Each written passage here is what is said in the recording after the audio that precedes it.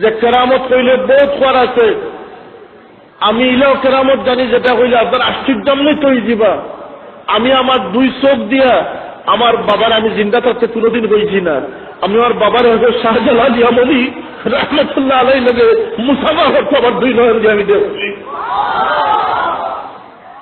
আর কি হইতে পারে, আর কি হতে পারে? চিন্তা করেন এই বিষয়টা কি দেয়। আমি নিজে দেখছি। এর লাগে কেরামত বড় জিনিস নাই।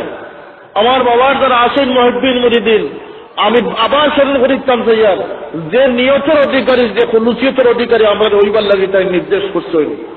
আর আল্লাহ শুকুর প্রত্যেকটা জিনিস তার মধ্যে ভরপুর আসিল কিনা আসিল না, ভরপুর আছে। তাই মানুষের লাগে বড় মঙ্গলকামী একজন মানুষ আসলা, তাই মানুষের লাগে একজন দরদি মানুষ আসলা, তাই মানুষের বড় হিতাকাঙ্ক্ষী মানুষ আসলা।